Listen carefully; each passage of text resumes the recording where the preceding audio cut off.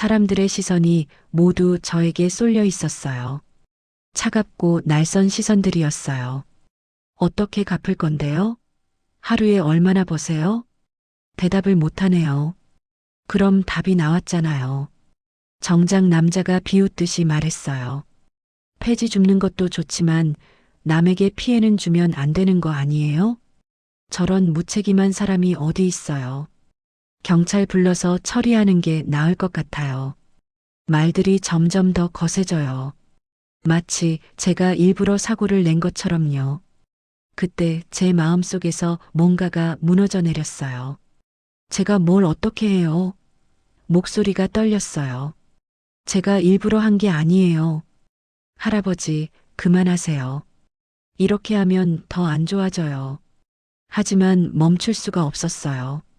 제가 평생 얼마나 조심스럽게 살아왔는데 목이 메어서 말이 제대로 나오지 않았어요.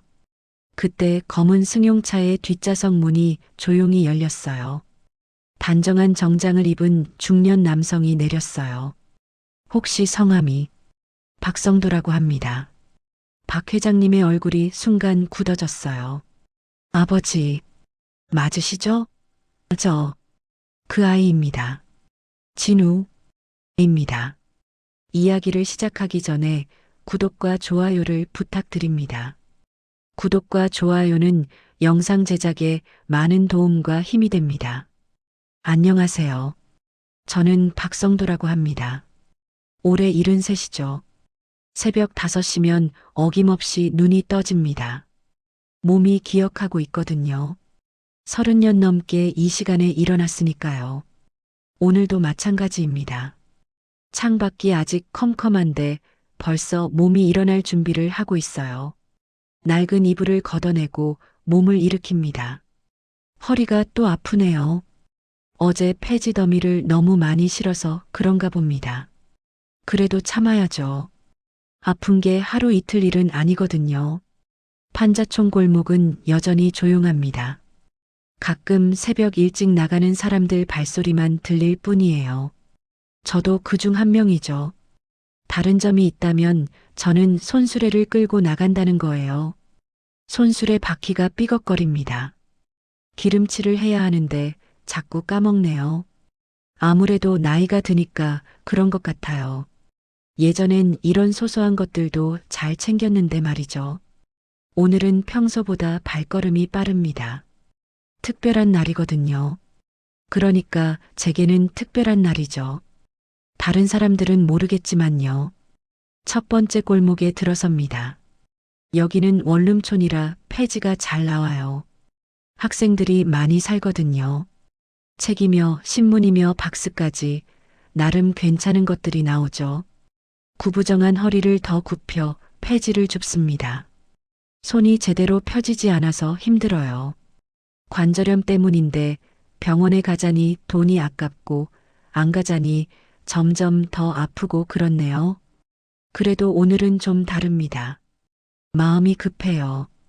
빨리빨리 주워 담고 다음 골목으로 향해야 해요. 시간이 부족하거든요. 아니, 시간이 부족한 건 아니에요. 그냥 마음이 그래요.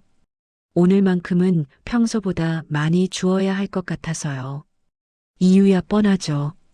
두 번째 골목은 다세대 주택이 많습니다. 여기도 나쁘지 않아요. 젊은 부부들이 사는 집이 많아서 택배 박스가 자주 나와요. 아이들 장난감 박스도 있고요. 아이들 장난감 박스를 볼 때마다 마음이 좀 그래요. 별 생각이 다 들거든요. 그래도 이건 좋은 폐지니까 챙겨야죠. 감정과 생계는 별개니까요. 손수레가 점점 무거워집니다. 바퀴가 더 심하게 삐걱거리네요. 그래도 괜찮아요. 아직 한 곳 더 돌아야 하거든요. 세 번째 골목은 제일 좋은 곳입니다. 사무실들이 있어서 서류며 잡지며 신문까지 한꺼번에 나와요. 다만 경쟁이 치열하죠. 다른 분들도 여기를 노리거든요. 다행히 오늘은 제가 제일 일찍 왔네요. 마음이 급하니까 평소보다 빨리 나왔거든요. 그 덕분에 좋은 것들을 많이 건졌어요. 폐지를 정리하면서 문득 시계를 봅니다. 벌써 7시가 다 되어 가네요. 이제 폐지 사러 가야 해요. 그런데 오늘은 폐지 사는 게 전부가 아니거든요. 폐지 수거업체 아저씨가 저를 반갑게 맞아줍니다. 성도 할아버지, 오늘 일찍 오셨네요. 네, 오늘 급한 일이 있어서요. 폐지도 괜찮은 것들이네요. 얼마나 나올까요? 무게를 재고 계산을 해봅니다. 오늘은 평소보다 조금 더 나왔어요. 12,000원 정도 되네요. 나쁘지 않죠? 돈을 받고 나서 바로 슈퍼마켓으로 향합니다. 여기서 중요한 게 시작되거든요. 매년 이날이면 하는 일이에요. 슈퍼마켓 아주머니도 저를 잘 알아요. 어머, 성도 할아버지.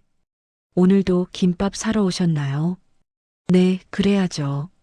언제나 한 줄만 사시네요. 2줄 사셔도 되는데. 아주머니 말이 맞아요.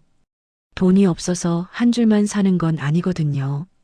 그냥 한 줄이면 충분해요. 어차피 혼자 먹는 건 아니니까요. 김밥을 받아들고 집으로 돌아갑니다. 손수레는 비어 있지만 마음은 무거워요. 매년 이날이면 이런 기분이 돼요. 집에 도착해서 제일 먼저 하는 일이 있습니다. 방 한쪽 벽에 걸린 사진을 내려다보는 거예요. 사진 속 아이는 5살 정도 됩니다. 동그란 눈에 해맑은 미소를 짓고 있어요. 제 아들이거든요. 아니, 제 아들이었던 아이죠. 사진 앞에 작은 상을 차려놓습니다. 김밥 한 줄과 물 한 컵, 그리고 조그만 초 하나요. 생일상이라고 하기엔 너무 초라하지만 그래도 마음만은 정성스럽게 차려요. 진우야, 아빠가 또 왔다. 혼잣말을 합니다. 아무도 듣지 못하지만 그래도 말을 해야 할 것 같아서요. 오늘이 내 생일이지. 벌써 35이라니 아빠도 참 늙었구나. 사진을 보면 그때가 떠올라요. 40살의 아내를 잃고 홀로 키우던 시절 말이에요. 공장에서 일하며 아이를 키우는 게 얼마나 힘들었는지 몰라요. 그때는 젊어서 할 수 있다고 생각했어요. 그런데 아이가 자꾸 아프더라고요. 제대로 돌봐주지 못해서 그런 것 같았어요. 그래도 미국 가서 잘 살고 있겠지.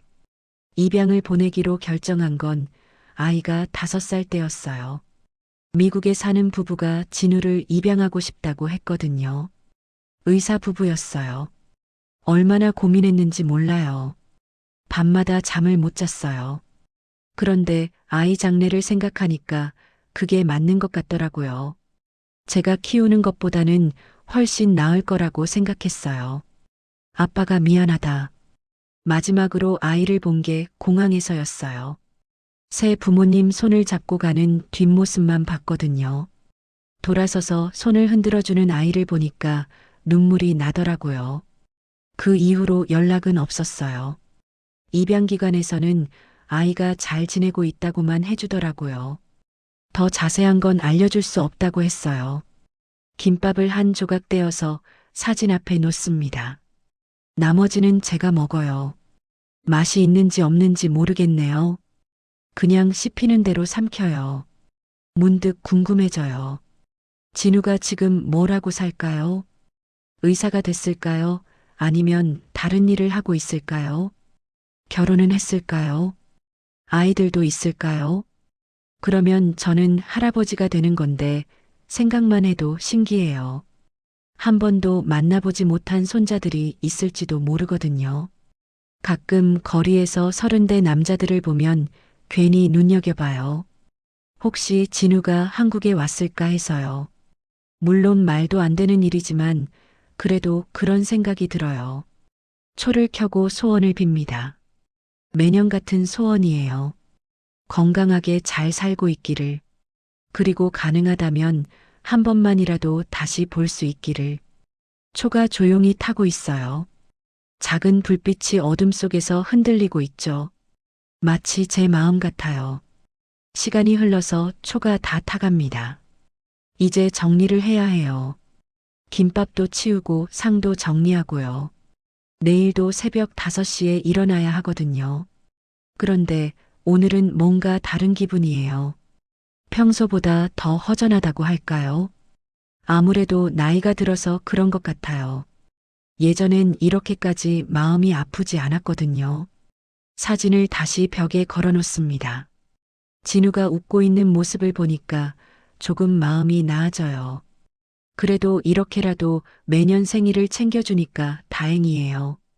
밖에서 누군가 문을 두드리는 소리가 들려요. 이 시간에 누가 올까요? 궁금해서 문을 열어봅니다. 택배 아저씨가 서 있어요. 손에는 작은 소포를 들고 있고요. 박성도 할아버지 맞으시죠? 네, 맞는데요. 미국에서 온 소포입니다. 미국이라는 말에 심장이 뛰기 시작해요.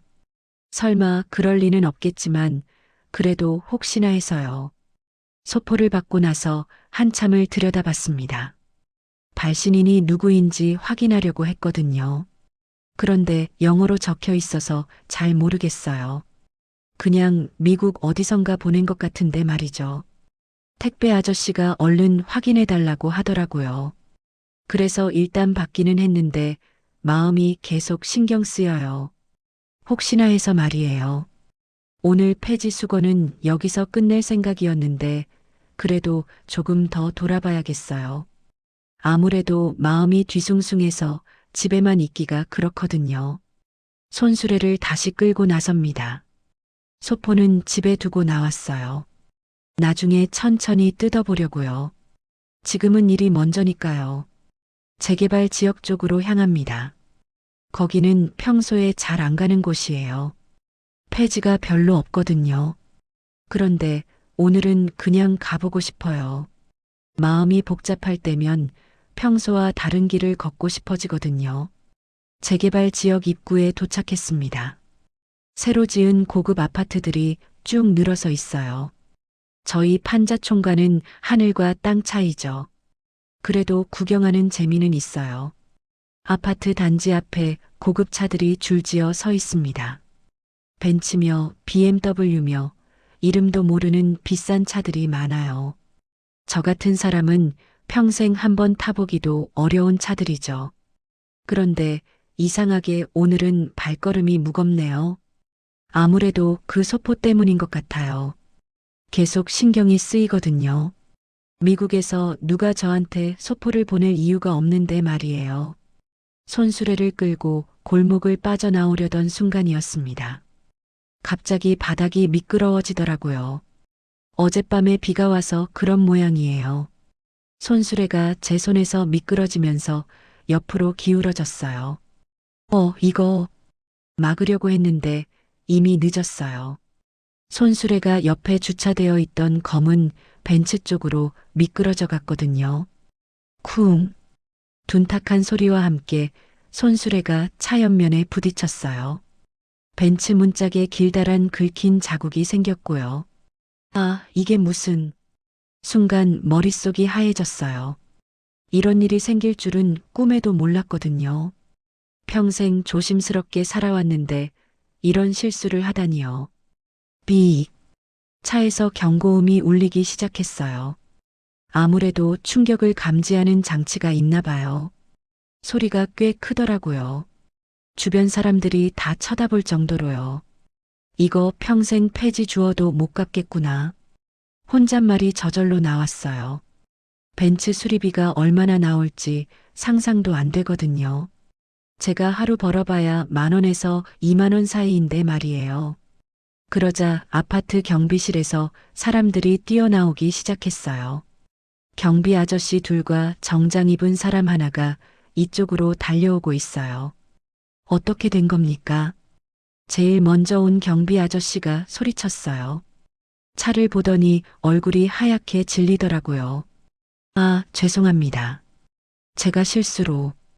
이게 무슨 차인 줄 알고 이래요. 정장 입은 아저씨가 화를 내면서 다가왔어요. 아무래도 기사님인 것 같아요. 차 열쇠를 들고 있거든요. 정말 죄송합니다. 제가 조심하지 못해서 허리를 깊숙이 숙여서 사과했어요. 그런데 마음이 급하니까 말이 제대로 안 나오네요. 할아버지, 이 차가 얼마짜리인지 아세요? 경비 아저씨가 걱정스런 목소리로 물었어요. 제게 화를 내는 건 아니고 정말 걱정하는 것 같아요. 그게 잘 모르겠는데요. 이거 S클래스예요. 억 넘는 차라고요. 억이라는 말을 듣는 순간 다리에 힘이 빠졌어요. 억 단위라니 상상도 못할 돈이거든요.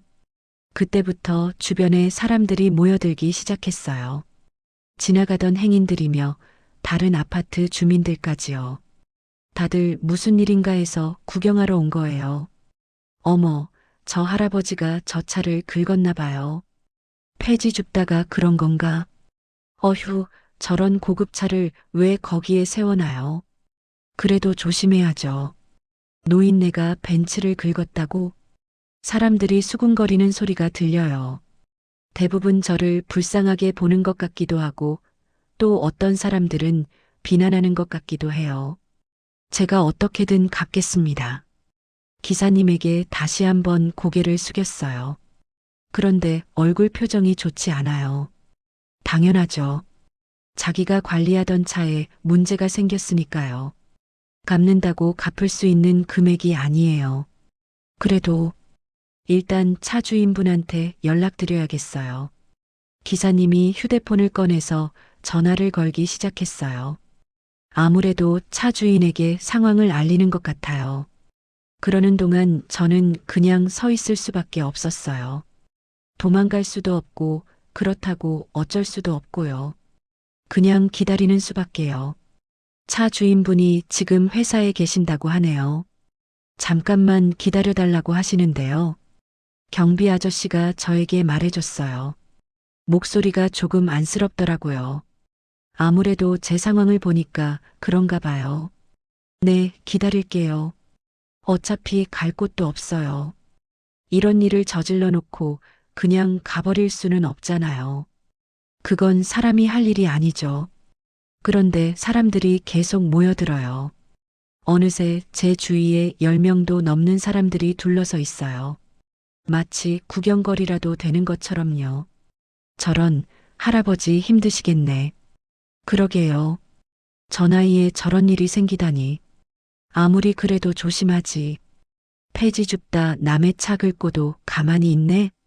마지막에 한 말은 좀 기분이 나빴어요. 가만히 있는 게 아니라 어쩔 줄 몰라서 그런 건데 말이에요. 할아버지, 보험 있으세요? 경비 아저씨가 조용히 물어봤어요. 걱정하는 투로요. 아니요. 그런 건 없어요. 당연하죠. 제가 무슨 보험을 들어요. 먹고 살기도 빠듯한데 보험료까지 낼 여력이 없거든요. 그럼 좀 곤란하겠네요.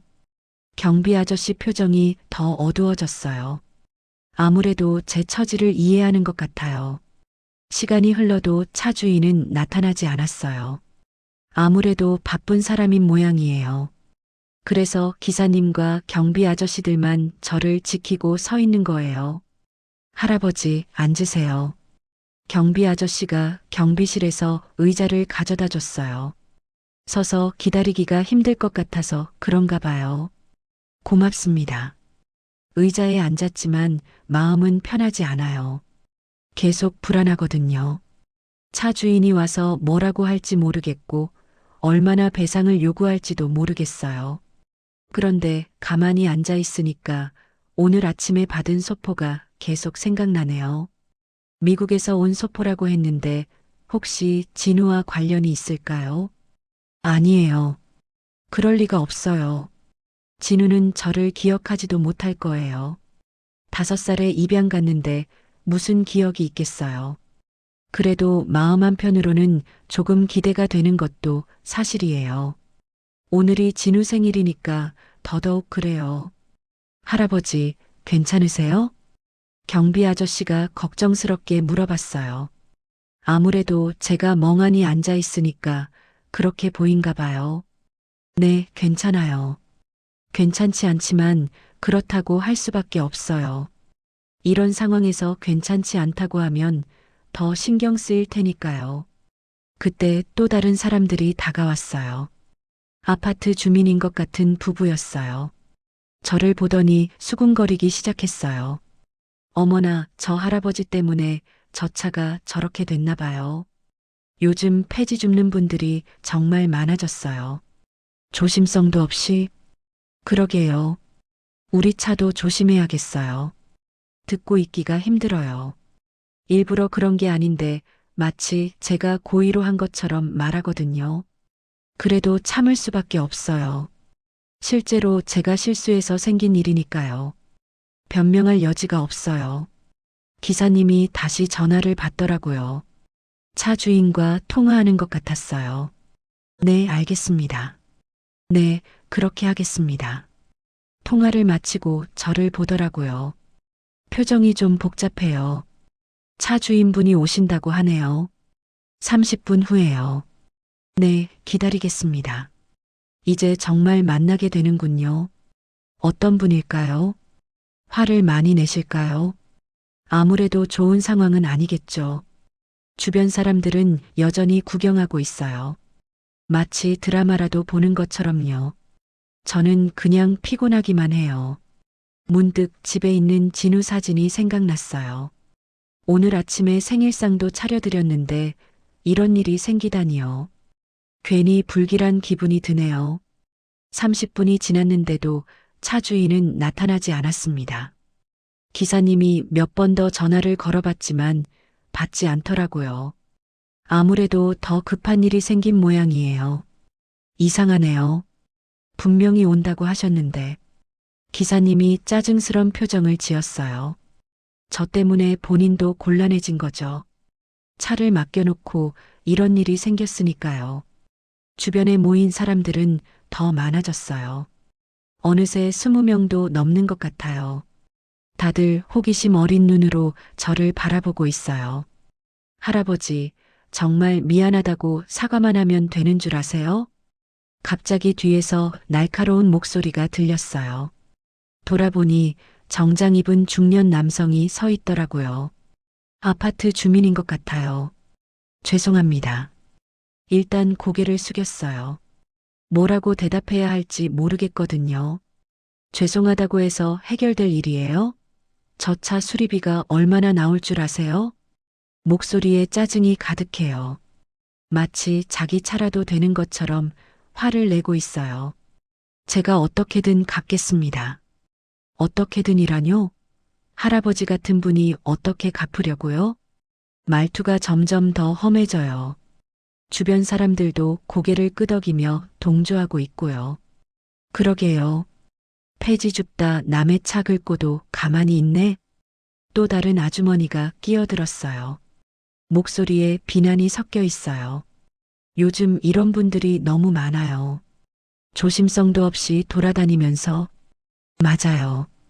우리 아파트 앞에서 이런 일이 생기다니.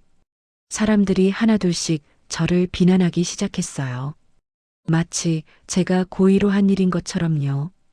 제가 정말 실수라고 하면 다 되나요? 정작 남자가 더 큰 소리를 냈어요. 주변 사람들의 시선이 모두 저에게 쏠렸어요. 경비 아저씨가 중간에 끼어들려고 했어요. 그만들 하세요. 할아버니도 충분히 미안해 하시는데 당신이 뭘 알아요? 저런 식으로 사고 내놓고 미안하다고만 하면 끝이에요? 정작 남자가 경비 아저씨에게도 화를 냈어요. 경비 아저씨는 더 이상 말하지 못하고 물러섰어요. 할아버지, 솔직히 말씀해 보세요. 어떻게 갚을 건데요? 여자분이 팔짱을 끼고 저를 내려다봤어요. 표정이 차갑더라고요. 그게 시간을 주시면 시간을 줘서 뭐해요? 하루에 얼마나 버세요? 대답하기가 곤란했어요. 솔직히 말하면 하루에 10,000원에서 20,000원 정도인데 그걸 어떻게 말해요? 대답을 못하네요. 그럼 답이 나왔잖아요. 정작 남자가 비웃듯이 말했어요. 주변 사람들도 웅성거리기 시작했어요. 그때 또 다른 목소리가 들렸어요. 아니, 이게 무슨 일이에요? 새로운 사람은 양복을 잘 차려입은 40대 남성이었어요. 아무래도 이 아파트 주민인 것 같아요. 김 부장님, 저 할아버지가 여기 주차된 벤츠를 긁었어요. 정작 남자가 설명해 줬어요. 김 부장이라고 부르는 걸 보니 서로 아는 사이인 모양이에요. 어머, 그래요? 누구 차인데요? 707호 박 회장님 차요. 박 회장이라는 말에 김 부장 얼굴이 굳어졌어요. 아무래도 중요한 인물인 모양이에요. 이거 큰일 났네요. 박 회장님이 얼마나 깐깐하신데. 그러니까요. 저 할아버지는 어떻게 책임질 생각인지. 사람들 대화를 들으니까 더 심각한 상황인 것 같아요.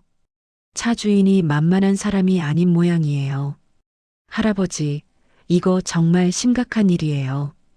김 부장이 저를 보며 걱정스럽게 말했어요. 박 회장님은 이런 일에 대해서 절대 봐주지 않으세요. 그게 무슨 뜻이에요? 경비 아저씨가 대신 물어봤어요. 소송도 불사하는 분이거든요. 한 번은 택배 기사가 차를 살짝 건드렸다가 말을 하다가 멈췄어요. 아무래도 좋지 않은 결과였나 봐요. 어떻게 됐는데요? 그분 지금도 분납하고 있어요. 벌써 2년째. 듣고 있던 사람들이 숨을 들이켰어요. 저도 마찬가지였고요. 이거 정말 큰일 났네요. 경비 아저씨가 한숨을 쉬었어요. 그때 정작 남자가 다시 나섰어요. 그러니까 말이에요. 이런 분들이 함부로 다니면 안 되는 거예요. 맞아요. 책임질 능력도 없으면서 여자분도 거들어줬어요. 점점 분위기가 험악해지고 있어요. 할아버지, 정말 어떻게 하실 거예요? 김 부장이 진지하게 물었어요. 걱정하는 것 같기도 하고 책망하는 것 같기도 해요. 제가 뭔가 방법을 찾아보겠습니다. 방법이 뭐가 있어요? 돈도 없으면서 정작 남자가 냉소적으로 말했어요. 집이라도 있어요? 갑자기 누군가가 물었어요. 돌아보니 처음 보는 아주머니였어요. 집이요? 네, 집 팔아서라도 갚아야 하는 거 아니에요? 집이라고 할 것도 없는 판잣집인데 팔아봐야 얼마나 나올까요?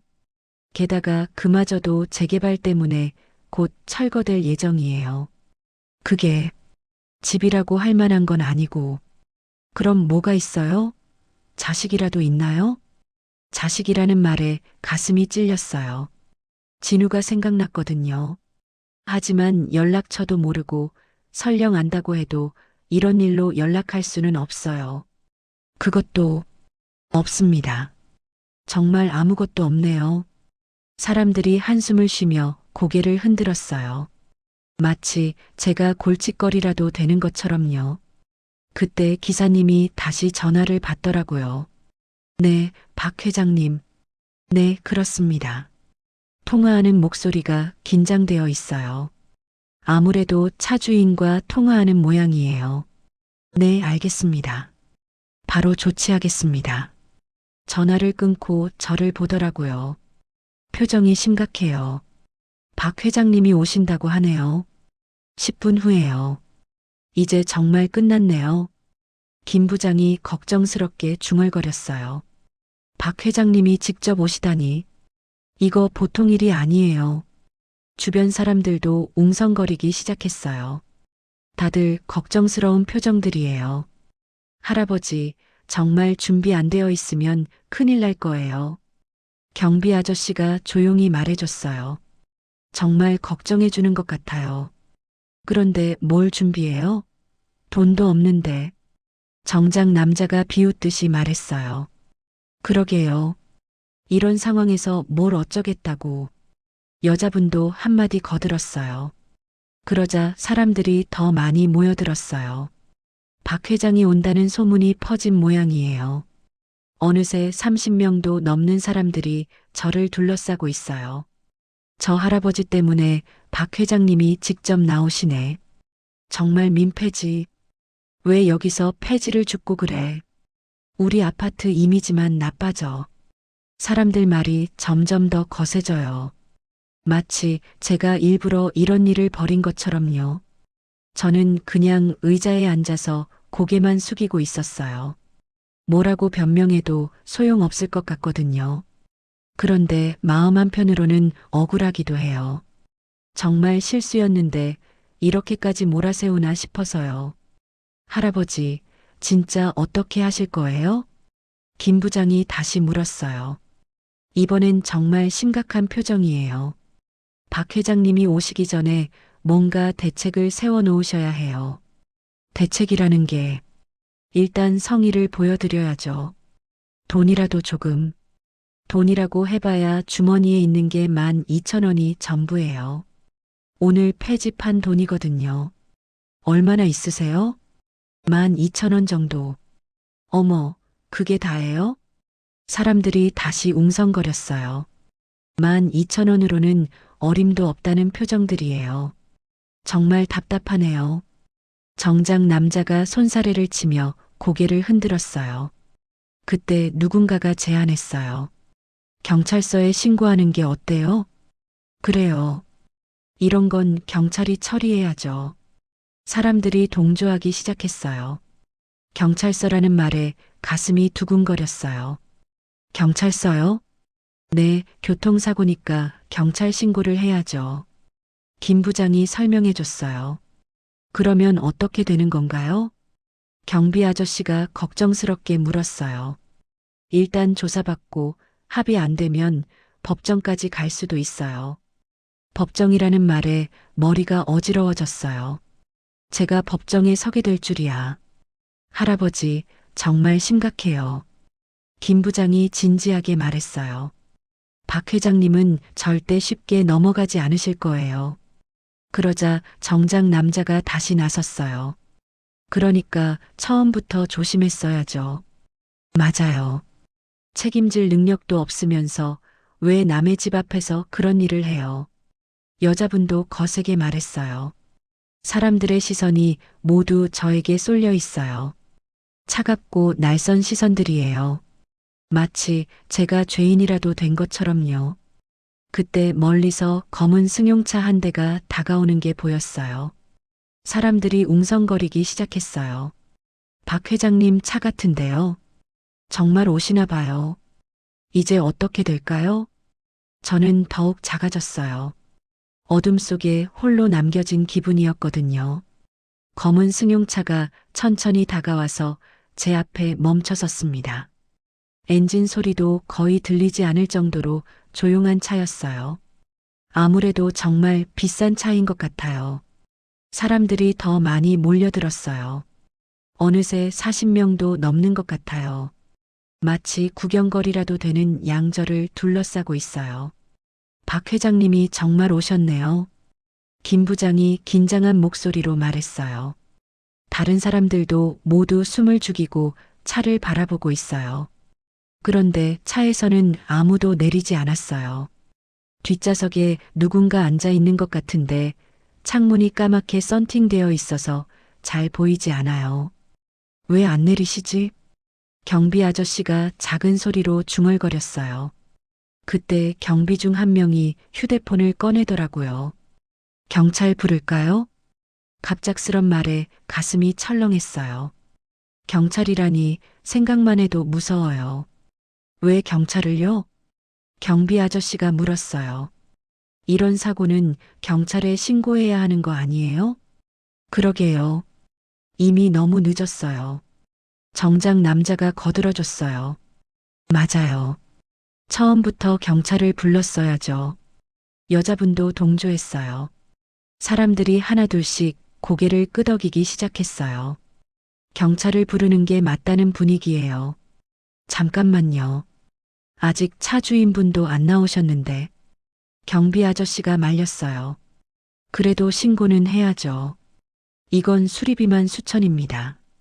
수천이라는 말에 온몸에 소름이 돋았어요.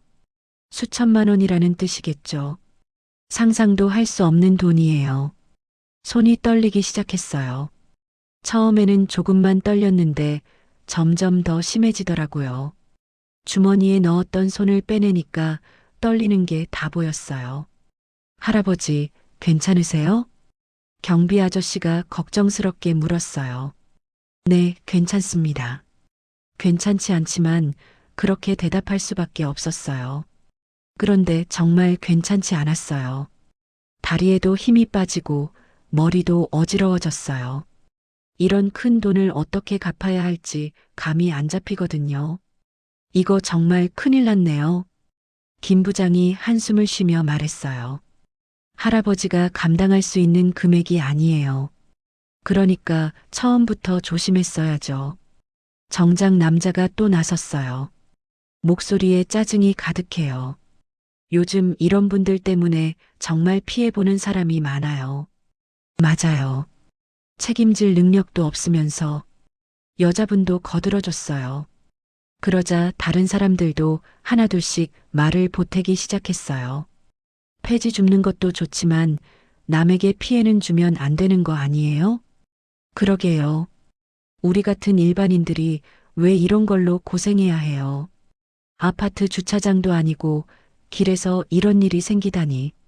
말들이 점점 더 거세져요. 마치 제가 일부러 사고를 낸 것처럼 몰아가고 있어요. 저는 그냥 고개를 숙이고 있을 수밖에 없었어요. 뭐라고 변명해도 소용없을 것 같거든요. 그때 갑자기 바람이 불었어요. 제 옆에 놓여 있던 폐지 봉투가 바람에 날려서 넘어졌어요. 우르르.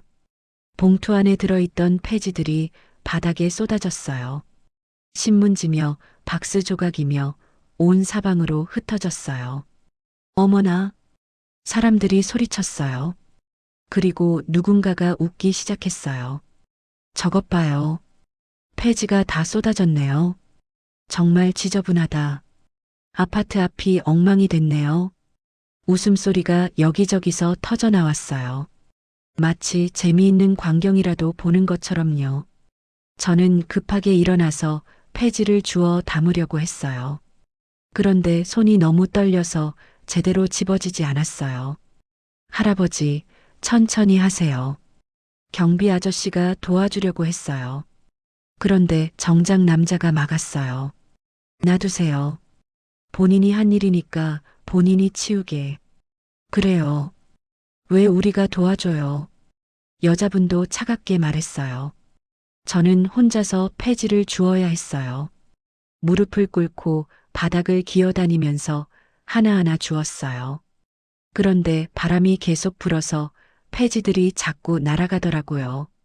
하나 줍고 있으면 다른 게 날아가고 그걸 쫓아가면 또 다른 게 날아가고요. 저것 좀 봐요. 정말 우스꽝스럽네요. 사람들이 저를 보며 킥킥거렸어요. 나이든 노인이 바닥을 기어다니는 모습이 우스워 보인 모양이에요. 얼굴이 화끈거렸어요. 창피하고 부끄러워서 견딜 수가 없었어요.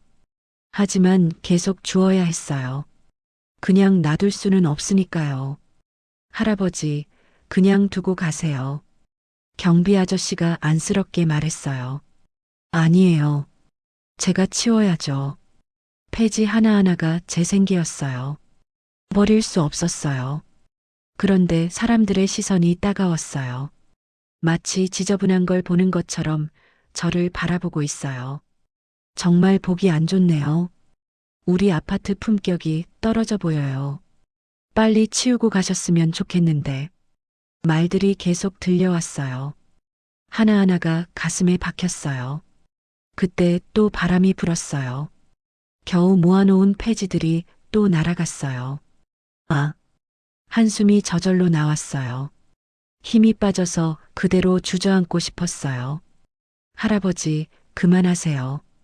경비 아저씨가 말했어요. 나중에 제가 치워드릴게요. 아니에요. 제가 해야 해요. 그런데 정말 힘이 없었어요. 다리도 아프고 허리도 아프고 손도 제대로 움직이지 않았어요. 그러자 정작 남자가 다시 나섰어요. 이거 언제까지 보고 있어야 해요? 그러게요. 박 회장님도 기다리고 계신데. 검은 승용차를 보니까 여전히 아무도 내리지 않았어요. 뒷좌석에 계시는 분이 이 모든 상황을 보고 계실 텐데 어떤 기분이실까요? 할아버지, 정말 어떻게 하실 거예요? 김 부장이 다시 물었어요. 수리비가 수천만 원일 텐데 어떻게 갚으실 거예요? 수천만 원이라는 말을 또 들으니까 현실감이 없었어요. 제가 평생 모아도 힘든 돈이거든요. 그게 잘 모르겠습니다. 솔직하게 말할 수밖에 없었어요. 모르겠다뇨? 정작 남자가 버럭 소리쳤어요. 그럼 어쩌자는 거예요? 그냥 모르겠다고 하면 끝이에요? 목소리가 점점 더 커졌어요.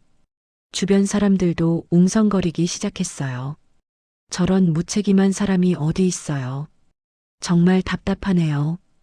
경찰 불러서 처리하는 게 나을 것 같아요. 사람들이 다시 경찰 얘기를 꺼내기 시작했어요.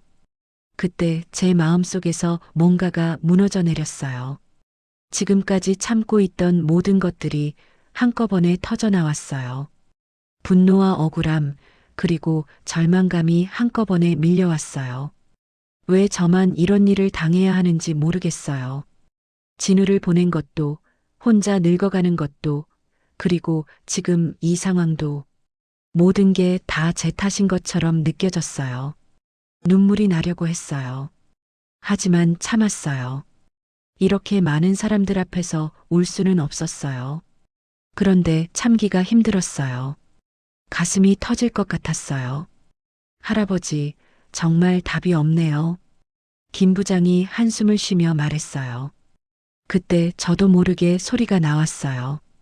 제가 뭘 어떻게 해요? 목소리가 떨렸어요. 지금까지 억눌러 왔던 감정이 터져 나온 거예요. 사람들이 깜짝 놀라서 저를 바라봤어요. 제가 일부러 한 게 아니에요. 정말 실수였어요. 목소리가 점점 더 커졌어요.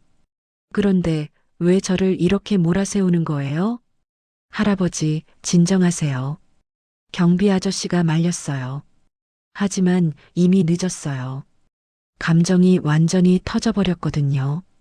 제가 가난하다고 해서 이렇게 무시해도 되는 거예요? 사람들이 술렁거리기 시작했어요. 저도 사람이에요. 실수할 수 있는 거 아니에요? 그런데 제 목소리는 울음 섞인 소리였어요. 아무리 참으려고 해도 눈물이 나오더라고요. 할아버지, 그만하세요. 김 부장이 만류했어요. 이렇게 하면 더 안 좋아져요. 하지만 멈출 수가 없었어요. 제가 평생 얼마나 조심스럽게 살아왔는데 목이 메어서 말이 제대로 나오지 않았어요. 사람들이 저를 보는 시선이 달라졌어요. 처음에는 비난하는 시선이었는데 이제는 불쌍하다는 시선이에요. 그것마저 견디기 힘들었어요. 동정받고 싶지 않았거든요. 그때 문득 정신이 번쩍 들었어요. 이러면 안 되는데 라는 생각이 들었어요. 아직 포기하면 안 되는데 뭔가 방법이 있을 텐데. 진우가 생각났어요. 오늘 받은 소포도 생각났어요. 혹시나 하는 마음이 들었어요. 눈물을 닦고 다시 일어섰어요. 다리가 후들거렸지만 참았어요. 죄송합니다. 사람들에게 고개를 숙였어요. 제가 감정적으로 나온 것 같네요. 할아버지, 경비 아저씨가 안쓰럽게 바라봤어요. 다시 생각해 보겠습니다. 뭔가 방법이 있을 거예요. 정작 남자가 코웃음을 쳤어요. 지금 와서 무슨 방법이 있다고요. 하지만 저는 포기하고 싶지 않았어요. 아직 끝난 게 아니에요.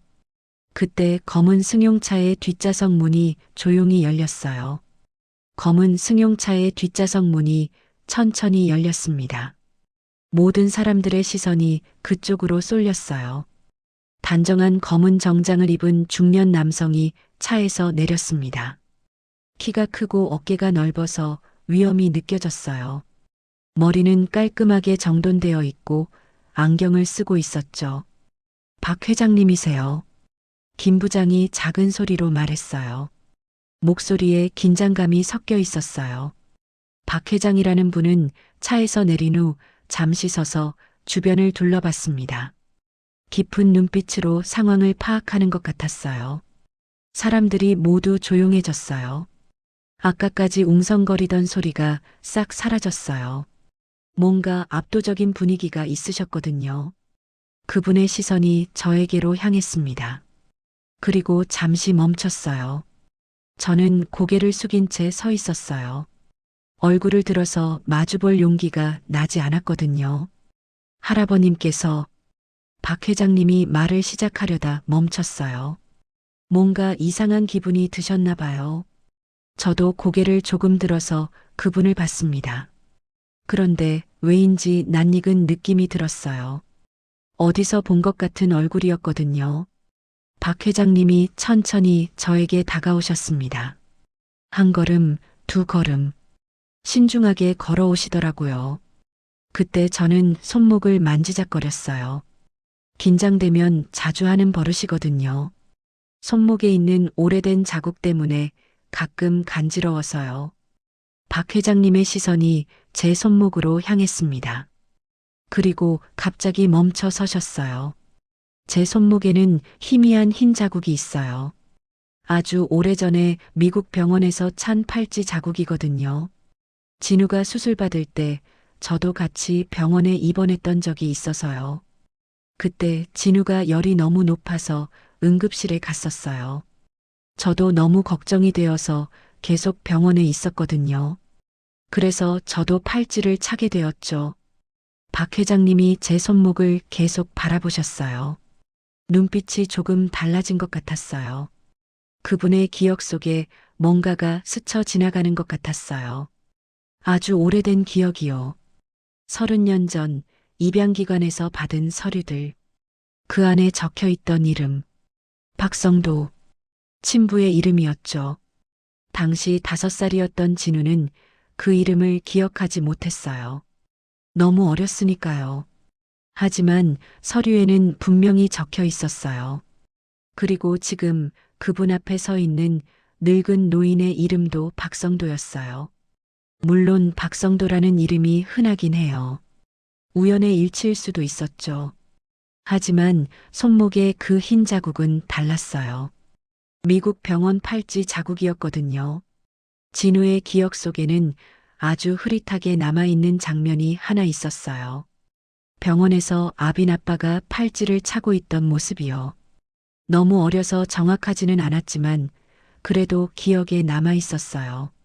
박 회장님이 한 발짝 더 가까이 오셨습니다. 그리고 조용히 물어보셨어요. 혹시 성함이 박성도라고 합니다. 대답하는 제 목소리가 떨렸어요. 왜인지 모르게 가슴이 두근거렸거든요.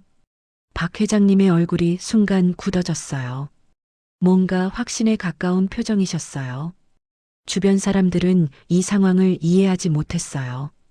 왜 박 회장님이 저의 이름을 물어보시는지 모르겠다는 표정들이었어요.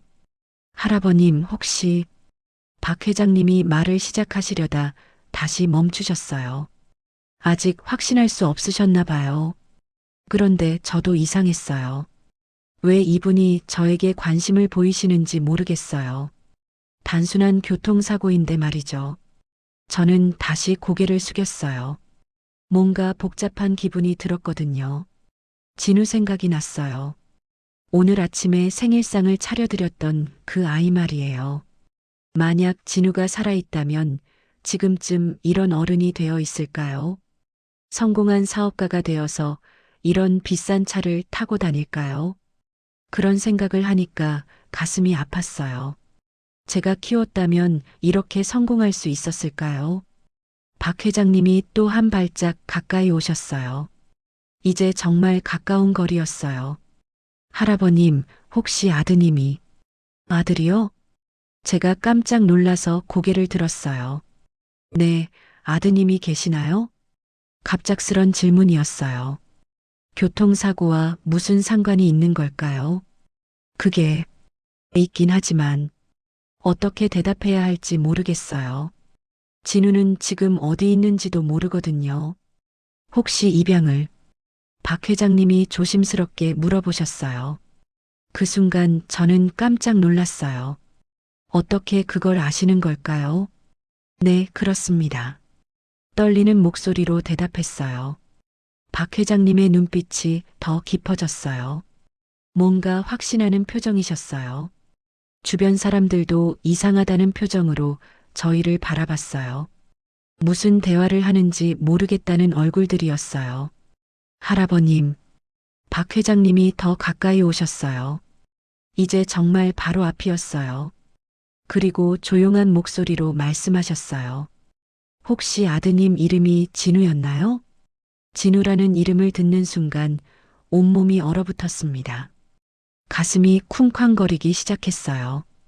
어떻게 이분이 진우 이름을 아시는 걸까요? 어떻게 그 이름을 떨리는 목소리로 물었어요. 다리에 힘이 빠져서 휘청거렸어요. 박 회장님이 저를 붙잡아 주셨어요. 그분의 손이 따뜻했어요. 할아버님, 괜찮으세요? 걱정하는 목소리였어요. 아까 차 사고 때문에 화를 내실 줄 알았는데 전혀 그렇지 않으셨어요. 네, 괜찮아요. 그런데 어떻게 진우를, 혹시 30년 전 아이 하나를 미국으로 보낸 적 있으십니까? 박 회장님의 질문에 머릿속이 하얘졌어요. 30년 전 미국으로 보낸 아이. 바로 진우 얘기였어요. 얼굴이 창백해졌어요. 어떻게 대답해야 할지 모르겠어요. 그런 일이 있었다고 말하기가 부끄러웠거든요. 그건, 그건 제 죄입니다. 고개를 푹 숙이며 말했어요. 목소리가 떨렸어요. 아이를 제대로 키우지 못해서 어쩔 수 없이 더 이상 말을 이어갈 수 없었어요. 가슴이 너무 아팠거든요. 주변 사람들이 웅성거리기 시작했어요. 무슨 대화인지 모르겠다는 표정들이었어요. 입양을 보냈다고요? 김 부장이 놀란 목소리로 물었어요. 네, 그랬습니다. 부끄러웠지만 숨길 수 없었어요. 그때 박 회장님이 한 발짝 더 다가오셨어요. 그리고 조용한 목소리로 말씀하셨어요. 아버지, 맞으시죠? 아버지라는 말을 듣는 순간 심장이 멈추는 줄 알았어요. 설마 하는 마음이 들었어요. 뭐라고요? 그 아이입니다. 박 회장님의 눈이 붉어졌어요. 목소리도 떨리고 있었어요. 진우입니다. 그 순간 세상이 돌아가는 것 같았어요. 다리에 힘이 완전히 빠져서 그 자리에 주저앉았어요. 진우야? 믿을 수 없었어요. 5살에 보낸 그 아이가 이렇게 어른이 되어서 제 앞에 서 있다니요. 네, 아버지. 진우가 무릎을 꿇고 제 앞에 앉았어요. 그리고 제 손을 잡았어요. 정말 아버지 맞으시죠? 진우야, 정말 진우야? 손을 만져봤어요. 정말 따뜻했어요. 꿈이 아니었어요. 어떻게, 어떻게 여기에, 오늘 아버지 생신이잖아요. 진우가 미소를 지었어요. 5살 때 그 미소와 똑같았어요. 생신이요? 네, 9월 15일이잖아요. 맞아요. 오늘이 제 생일이에요. 그런데 진우가 어떻게 그걸 기억하고 있을까요? 어떻게 기억을? 입양 서류에 적혀 있었어요. 진우가 설명해 줬어요. 저도 몇 년 전부터 아버지를 찾고 있었어요. 몇 년 전부터요? 그럼 진우도 저를 찾고 있었던 거예요? 정말요? 네, 입양 기관을 통해서 연락처를 알아냈어요. 그런데 이사를 많이 하셔서 찾기가 어려웠어요. 그랬구나. 저도 여러 번 이사했거든요. 재개발 때문에 쫓겨나기도 하고 월세가 밀려서 나가기도 하고요. 그래서 오늘 아침에 소포를 보냈어요.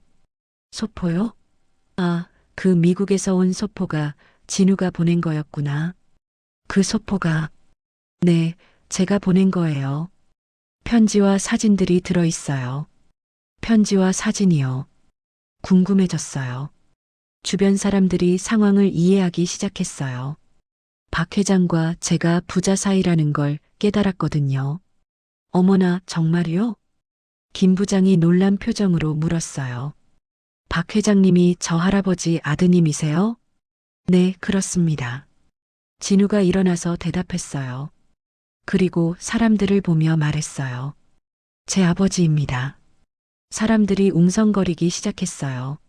아까까지 저를 비난하던 사람들이 당황하고 있어요.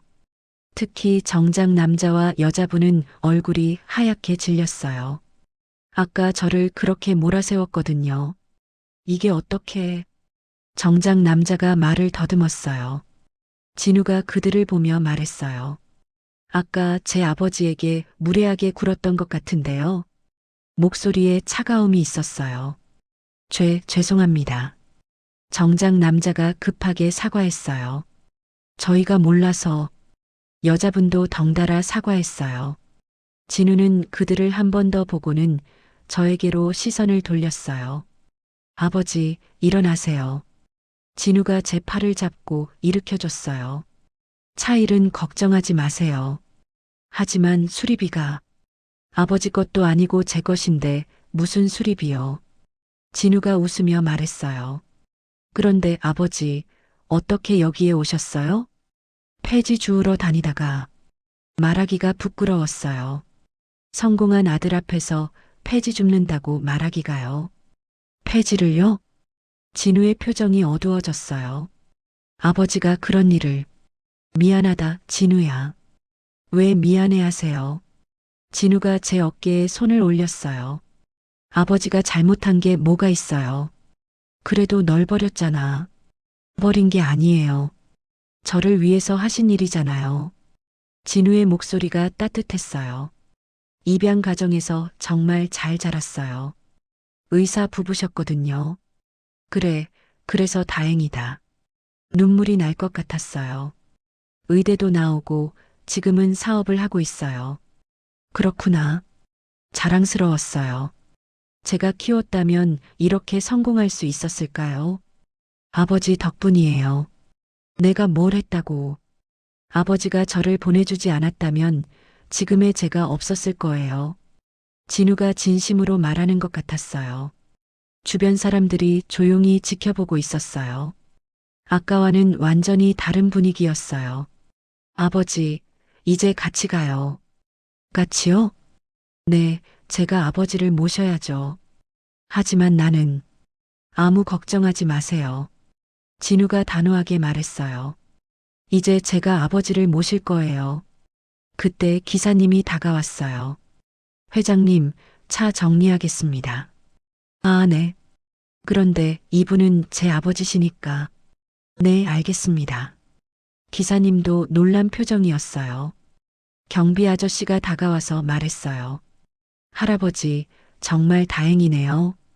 네, 고맙습니다. 아까 저를 걱정해 주셨던 분이에요.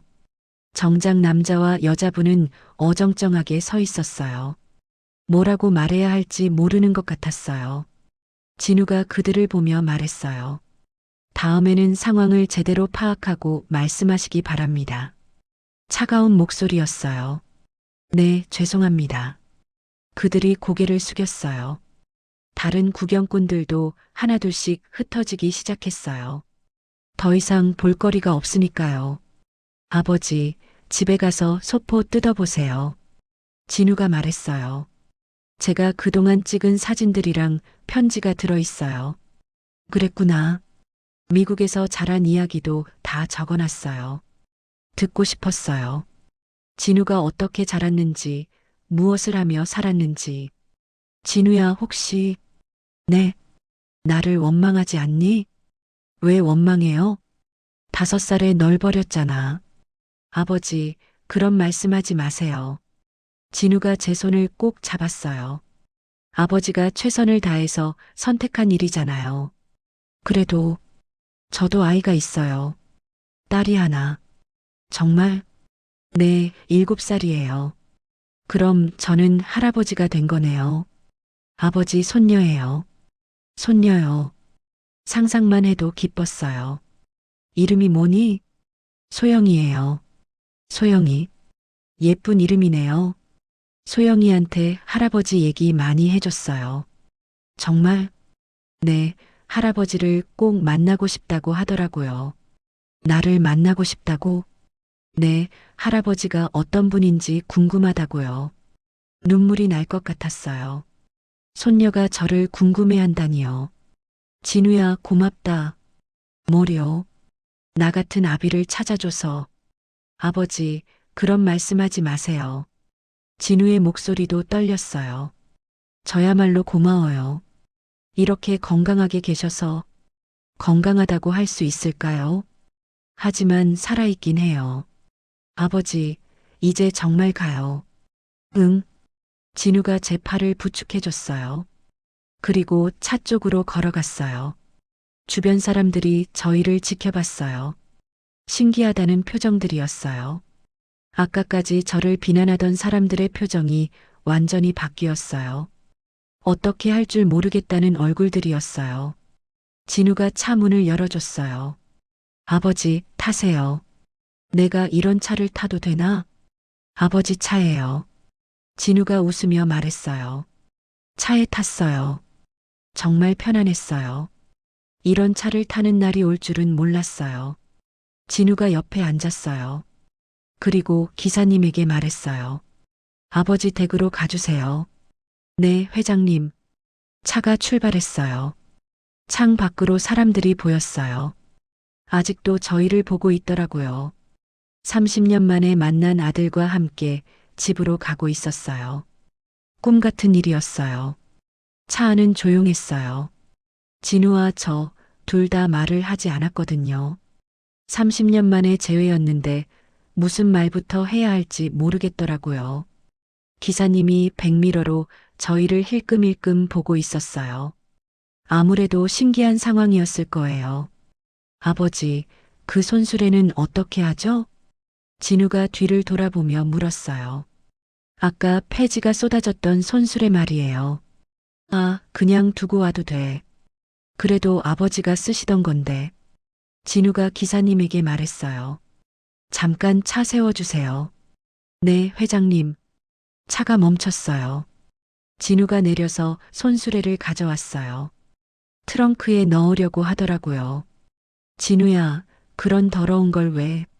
아버지가 사용하시던 물건인데 더럽지 않아요. 진우가 손수레를 정성스럽게 트렁크에 넣었어요. 마치 소중한 물건을 다루는 것처럼요. 흩어진 폐지들도 다 주워서 봉투에 담았어요. 정장을 입고 있는데도 전혀 개의치 않더라고요. 회장님, 제가 할게요. 기사님이 나서려고 했지만 진우가 손사래를 쳤어요. 괜찮습니다. 제가 할게요. 모든 걸 정리하고 다시 차에 탔어요. 진우의 정장에 먼지가 묻어 있었어요. 옷이 더러워졌네. 괜찮아요, 아버지.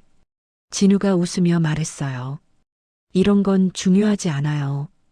그런데 저는 계속 마음이 무거웠어요. 아직도 실감이 안 났거든요. 진우야, 정말 너 맞니?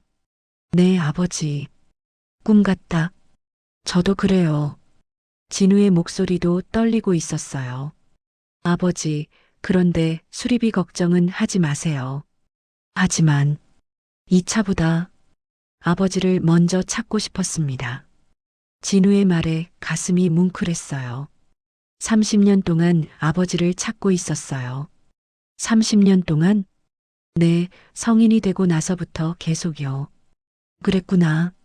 진우도 저를 그리워했구나. 미안하다, 진우야. 왜 미안해 하세요? 널 버렸잖아. 눈물이 나려고 했어요. 30년 동안 마음속에 담아둔 죄책감이 터져나왔거든요. 아버지, 버린 게 아니에요. 진우가 제 손을 잡았어요. 아버지가 저를 위해 내린 최선의 선택이었어요. 최선의 선택이라고요? 정말 그럴까요? 하지만 나는 너를 키우지 못했어. 아버지가 키우셨다면 지금의 제가 없었을 거예요. 그게 무슨 소리야? 정말이에요. 입양 가정에서 정말 좋은 교육을 받았거든요. 진우가 차분하게 설명해 줬어요. 의사 부부셨는데 저를 친자식처럼 사랑해 주셨어요. 그랬구나. 대학교도 하버드를 나왔고 지금은 의료기기 회사를 운영하고 있어요. 하버드요? 그 유명한 하버드 대학교 말인가요? 정말 자랑스럽다. 아버지 덕분이에요. 내가 뭘 했다고. 아버지가 저를 보내주지 않았다면 이런 기회는 없었을 거예요. 진우가 진심으로 말하는 것 같았어요. 그때 차가 판자촌 앞에 도착했어요. 제가 사는 동네예요. 여기에요, 아버지? 진우가 창밖을 보며 물었어요. 표정이 조금 어두워진 것 같았어요. 응, 여기가 우리 집이야. 부끄러웠어요. 성공한 아들에게 이런 곳을 보여주기가요. 아버지가 여기서. 진우의 목소리가 떨렸어요. 차에서 내렸어요. 진우도 따라 내렸고요. 골목길은 좁고 더러웠어요. 하수구 냄새도 나고 여기저기 쓰레기도 있었고요. 진우가 주변을 둘러봤어요. 충격을 받은 것 같았어요. 아버지가 이런 곳에서 괜찮아, 진우야. 나 혼자 살기엔 충분해. 아버지. 진우의 눈가가 붉어졌어요. 제 집 앞에 도착했어요. 판잣집이라고 할 수도 없을 만큼 낡은 집이었어요. 여기가 우리 집이야. 문을 열고 들어갔어요. 진우도 조심스럽게 따라 들어왔어요. 방은 정말 좁았어요.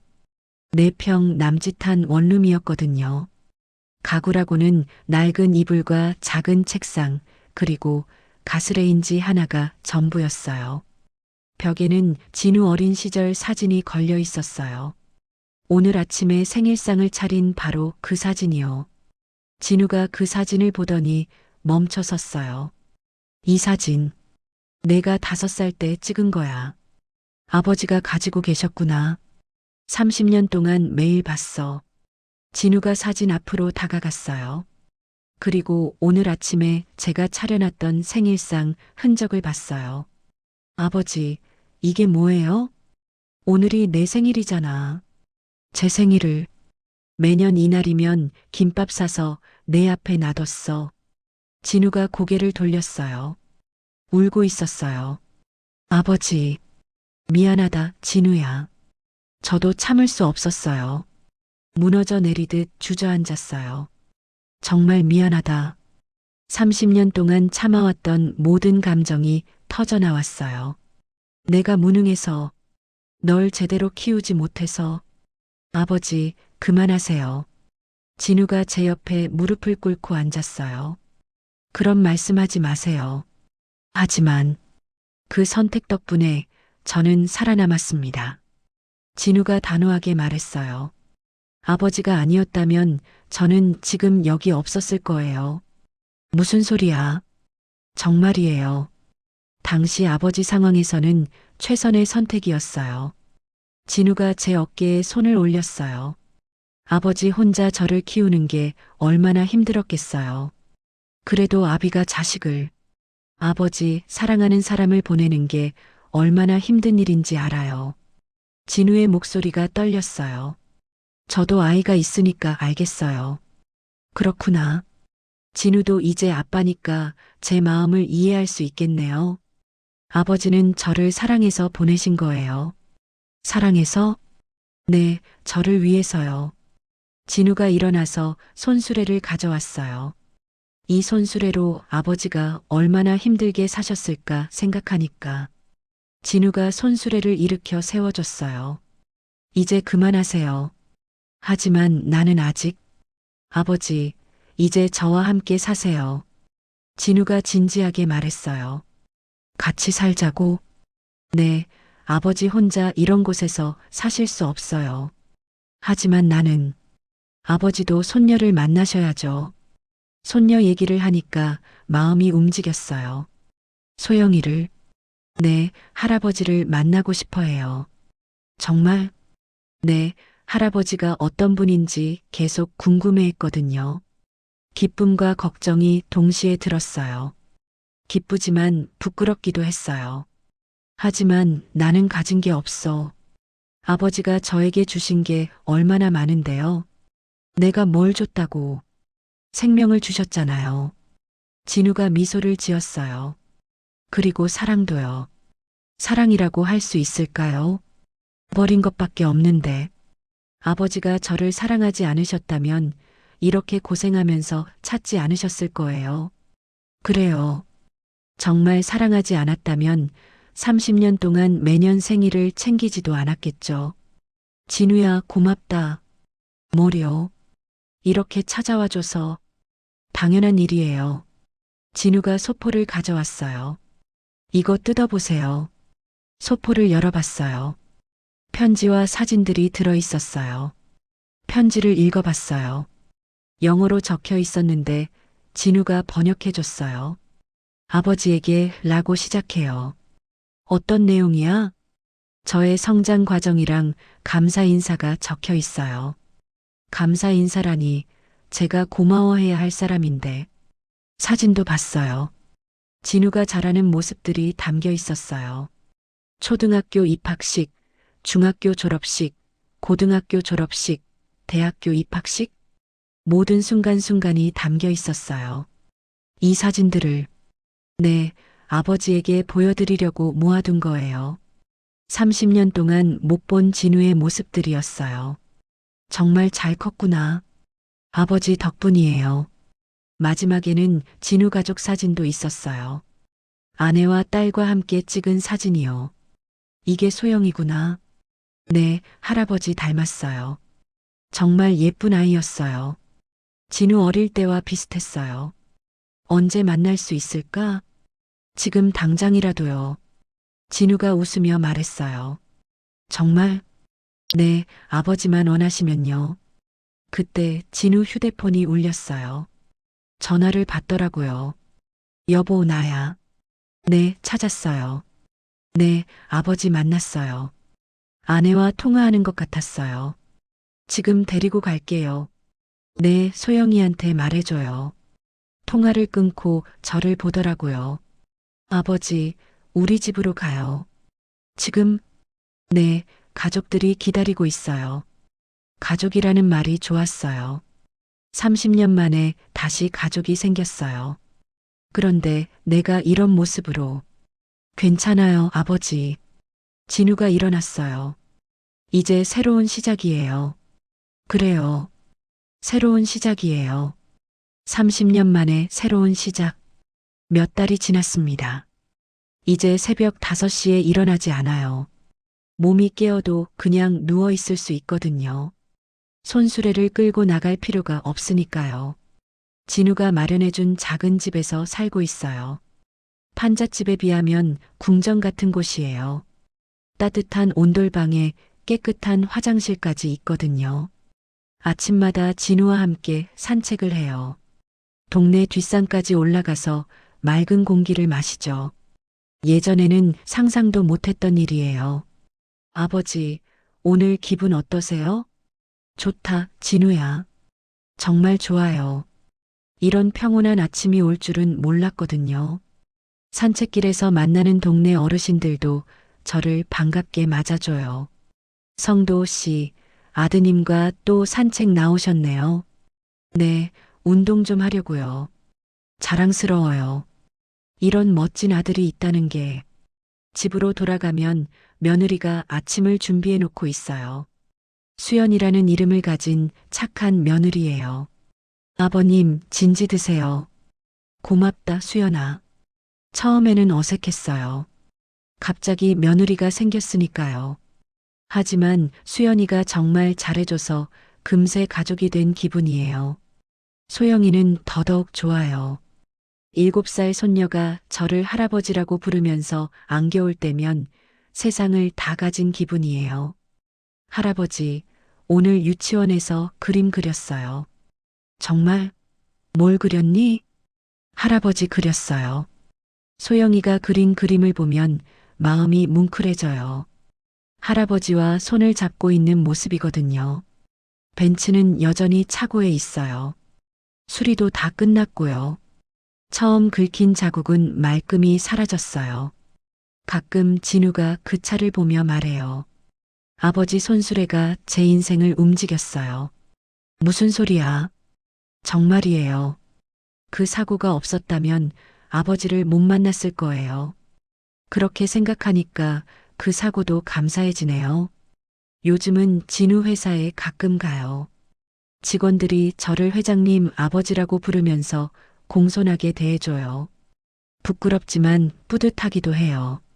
아버지, 회사 구경 어떠세요? 신기하다. 내가 이런 큰 회사를 운영하다니. 아버지 덕분이에요. 항상 그런 식으로 말하는 진우가 고마워요. 저녁에는 온 가족이 함께 식사해요. 수연이가 차려주는 따뜻한 밥상을 둘러싸고 앉아서 하루 있었던 일들을 나누죠. 할아버지, 내일 유치원에 오세요. 왜? 할아버지 자랑하고 싶어요. 소영이의 말에 웃음이 나와요. 제가 자랑할 만한 할아버지인가 싶지만 소영이에게는 자랑스러운 할아버지인 모양이에요. 밤에는 진우와 둘이 앉아서 차를 마시며 이야기해요.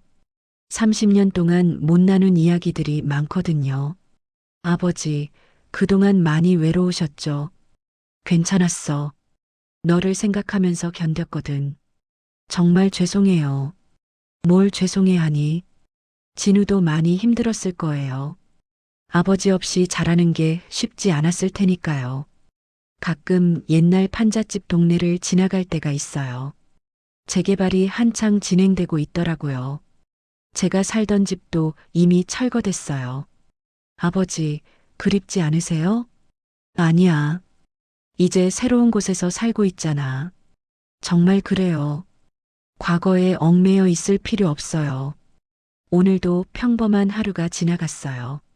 아침 산책을 하고 며느리가 차려준 밥을 먹고 손녀와 놀아주고 저녁에는 진우와 이야기를 나눴어요. 이런 일상이 얼마나 소중한지 이제 알겠어요. 진우가 저에게 물었어요. 아버지, 행복하세요? 응, 정말 행복해. 앞으로도 계속 함께 계실 거죠? 당연하지. 그때 소영이가 뛰어와서 제 품에 안겼어요. 할아버지, 내일도 같이 놀아요. 그럼 우리 소영이와 뭐든지 같이 하자. 진우가 미소를 지으며 말했어요. 이제 같이 가자. 응, 같이 가자. 30년 만에 다시 만난 가족과 함께 새로운 길을 걸어가고 있어요. 늦었지만 끝나지 않은 우리의 이야기가 지금 시작되고 있어요. 창밖으로 따뜻한 햇살이 들어와요. 새로운 하루가 또 시작되고 있어요. 이제 혼자가 아니에요. 가족이 있어요. 그것만으로도 충분해요. 그럼 오늘 이야기는 여기까지입니다. 영상을 시청해주신 모든 분들 고맙습니다. 저는 AI 나레이션 사연 읽는 펭귄이었습니다. 구독과 좋아요 부탁드립니다. 감사합니다.